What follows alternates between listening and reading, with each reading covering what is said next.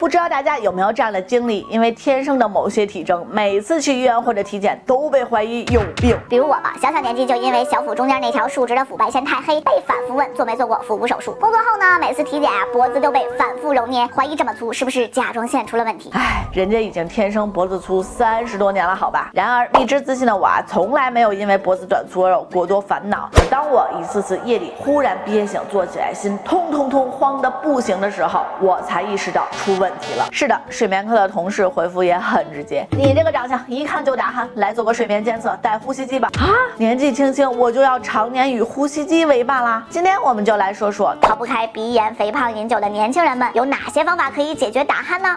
打鼾这件事儿不仅仅是枕边人的痛苦，在宿舍里打鼾被室友戳醒，在家里打鼾被另外一半赶到书房，别人以为你睡得正香，殊不知打鼾对睡眠者也存在伤害。如果我们把气道比作水管，管路变狭窄了，水流也就是呼吸时的空气进出，引发周围软组织震动，就发出了响声。鼾症严重导致的身体慢性缺氧，就像温水煮青蛙，你睡觉时没啥，但是早上醒来呢，你会感觉怎么睡了这么久还累，或者白天头疼嗜睡。更可怕的是，如果你的打鼾是打一打停一停的，就是那种10几秒或者几分钟特别安静的打鼾暂停后，突然出现一声特别大的鼾声，就要警惕是不是在睡觉时出现了呼吸暂停，猝死率比不打呼的人要高很多。所以打鼾需要重视。你可以尝试的打鼾解决办法。现代人谁还没个鼻炎呢？再加上肥胖饮酒，睡觉不打鼾少见。就像我这种没啥病的，天生脖子短粗，导致呼吸道周围附着大量脂肪，挤压呼吸道，气流不好通过，同样更容易打鼾。咱们说一下解决办法。如果是平时有慢性鼻炎引起鼻塞的人，遵医嘱治疗鼻炎，缓解鼻塞，有助于改善打鼾。减重戒烟，避免睡前饮酒，选择侧卧位睡眠，以及通过锻炼改善心肺功能，同样可以帮助减轻打鼾。但如果你的白天已经受到影响，或者出现夜间憋醒的情况我还是建议你去医院耳鼻喉科或者呼吸科先做个检查。如果像我这种一监测发现呼吸睡眠暂停挺严重，医生会建议无创正压气道通气治疗，也就是带着呼吸机睡觉了。说实话，一提到呼吸机，大家想到的是不是 ICU 里插着管子滴滴滴响的大机器？然而做了攻略，我才发现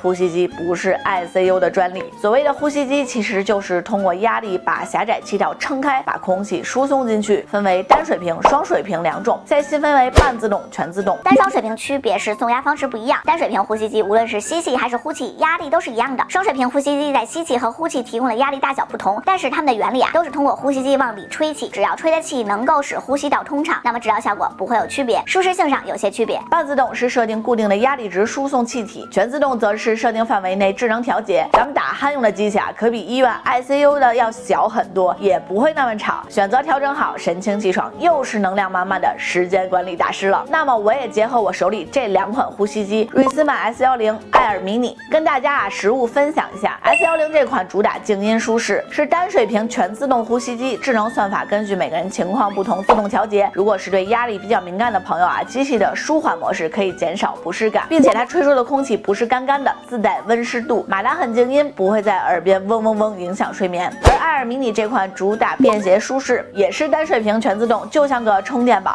非常便携，出差和同事一间房也不担心打呼尴尬了。无水湿滑技术也非常方便舒适。瑞斯麦呢主打呼吸及睡眠产品有1对1专业指导，大家不用担心买了不会用的情况啦。随着医疗技术的发达，很多以前无药可医的疾病都看到了希望，呼吸机也不再是危重症的专属，而是改善日常生活、促进健康状态的一种选择。感谢观看，我们下期再见。